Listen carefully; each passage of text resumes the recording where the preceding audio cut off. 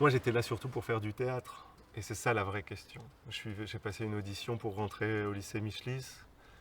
Et, et le théâtre, pour moi, le théâtre, c'était vraiment le lieu de la réinvention et de la recréation.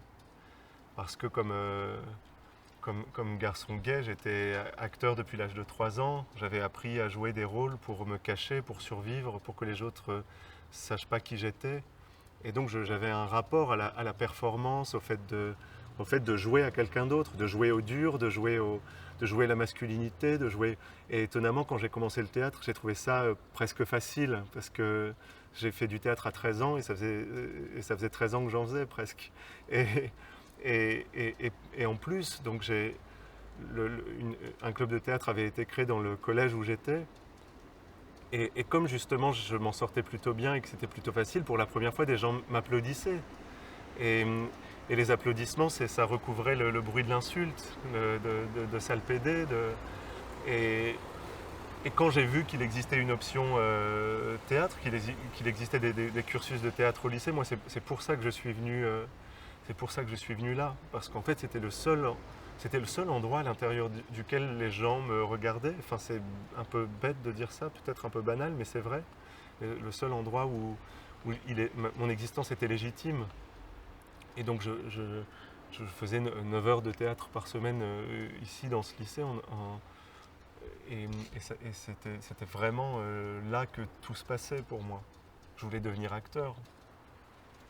Je me souviens qu'un des tout premiers jours, je suis arrivé au lycée ici, et puis je connaissais personne.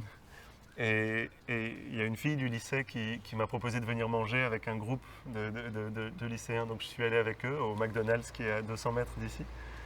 Et, et tout le monde parlait de Boris Vian, parce que c'était le livre que tous les lycéens lisaient, J'irai cracher sur vos tombes, et tout ça. Et puis cette fille a dit, moi, Boris Vian, j'aime pas trop parce que c'est vraiment le truc que tout le monde aime, c'est vraiment mainstream, tout le monde aime ça.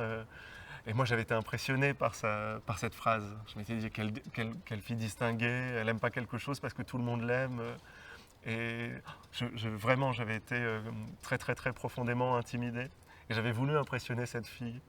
Et pendant des jours et des jours après, je me suis dit, comment je pourrais faire pour l'impressionner. Et j'écoutais beaucoup un groupe de musique à l'époque qui s'appelait Trio, qui était un groupe que les lycéens écoutaient beaucoup. Et j'adorais ce groupe, j'étais fou de ce groupe. Et quelques jours plus tard, je suis dans le couloir de ce lycée et j'étais en train d'écouter Trio. Et cette fille, la même fille qui avait parlé de Boris Vian, me dit qu'est-ce que tu écoutes et moi je lui dis j'écoute Trio. Mais en fait, j'aime pas trop Trio parce que c'est trop populaire, tout le monde aime ça, tout le monde écoute ça, c'est vraiment le truc que tout le monde aime. Et elle me regarde et elle me dit mais si tu les aimes, c'est débile de ne pas aimer le fait qu'ils ont du succès, tu dois être content pour eux. Enfin, c'est complètement stupide de dire ça, pourquoi tu dis ça? Et je me suis dit, mais est-ce qu'elle n'avait pas dit la même chose à propos de Boris Vian? Et je me suis dit, est-ce que je suis condamné à être perdant tout le temps? Est-ce que comment dire, est-ce que l'appartenance aux classes plus privilégiées, est-ce que l'appartenance aux classes dominantes, c'est le fait de toujours gagner? Donc tu peux te contredire et à la fin tu gagnes toujours. Et si moi je dis la même chose qu'elle, je suis perdant. Et, et c'est ça c'est ça qui a été aussi très difficile, et c'est quelque chose dont Pierre Bourdieu parle beaucoup, le fait que le monde social produit des règles, et si tu ne respectes pas ces règles, tu es éliminé. Mais quand tu es dominant, tu as le pouvoir de jouer avec ces règles. Et donc les dominants imposent des règles qu'ils ne respectent pas d'une certaine façon. Et comment tu peux gagner face à ça? Comment tu peux exister face à ça?